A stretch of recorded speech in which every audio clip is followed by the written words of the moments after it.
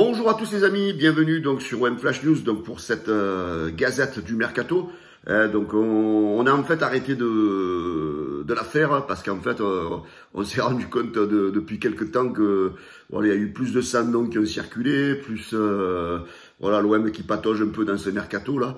Donc du coup on a arrêté de la faire parce que bon ça servait à rien, parce que finalement un jour on vous donne un nom, le lendemain ça change.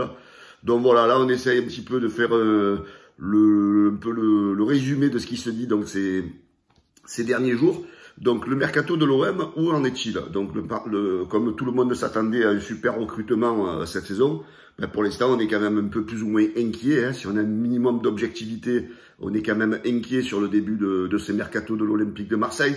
Surtout en sachant que l'OM a perdu quand même des éléments assez historiques. Hein. On va parler d'abord du gardien Steve Mandanda qui a quitté le club. Ensuite il y a Saliba donc, qui est retourné à Arsenal. Et à mon avis, ça sera compliqué pour que l'OM puisse le rapatrier. Et enfin, Camara, bien sûr, qui est parti libre, comme tout le monde le sait, qui sera très compliqué de remplacer.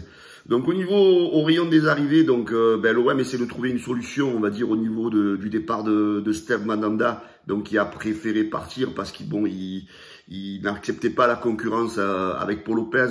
Et je pense surtout que ça a aussi arrangé l'OM de se séparer d'un gros salaire. Donc là, actuellement, on parle du gardien du Celta Vigo, Ruben Blanco, donc qui a, je crois, autour de 27 ans. Donc un gardien, a priori, qui aurait de l'expérience, qui est un gardien historique là-bas à Vigo. Le seul hic, c'est que la saison dernière, il n'a pas joué une minute en Liga. Donc voilà, l'OM voudrait relancer ce gardien en doublure de Paul Lopez, parce que la politique du club avec Tudor et Longoria restera la même que la saison dernière. Donc ils vont faire jouer la concurrence entre les gardiens. Voilà, donc dans les prochaines heures, il se pourrait que l'agent du gardien espagnol serait sur Marseille, donc pour accélérer les choses. Ensuite, il y a le dossier Klose au niveau des arrivées qui traîne beaucoup, parce que le RC Lens est quand même assez gourmand pour son défenseur qui approche la trentaine, qui est en fin de contrat. Donc l'OM aurait fait une offre autour de 6-7 millions d'euros qui auraient été refusés par les Lensois. Les Lensois en voudraient 10 millions d'euros.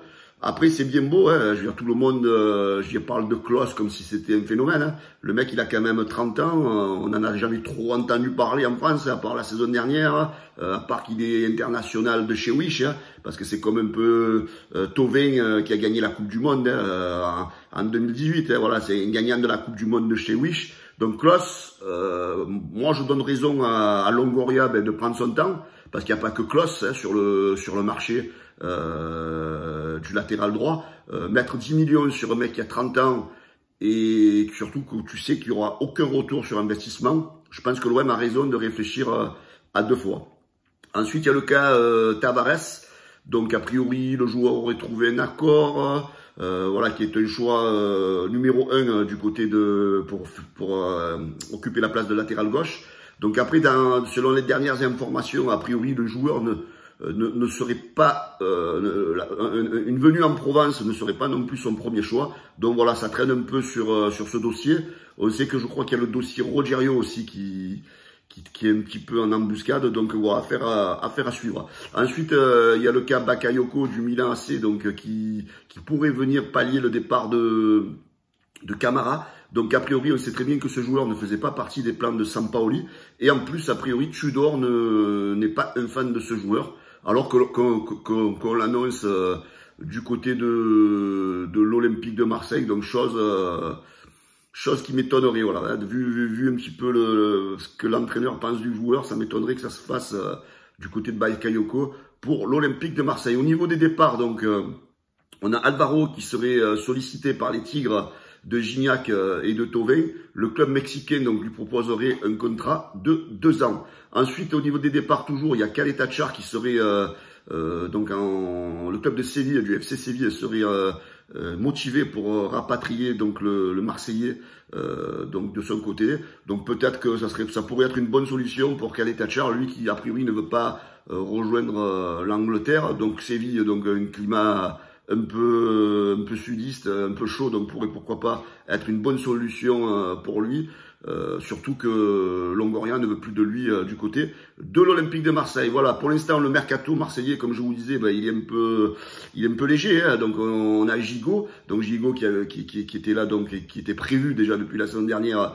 Donc, son arrivée, vraiment les deux seules arrivées qu'on a sur ce mercato. Bon, je vais pas vous parler de tous les petits jeunes de 18 ans. Moi, je vous parle de l'équipe première, hein, surtout. Donc, il y a le jeune Traoré du Havre, qui pour moi a fait de bons débuts. Donc, je pense qu'il peut être quelqu'un qui peut être très intéressant cette saison.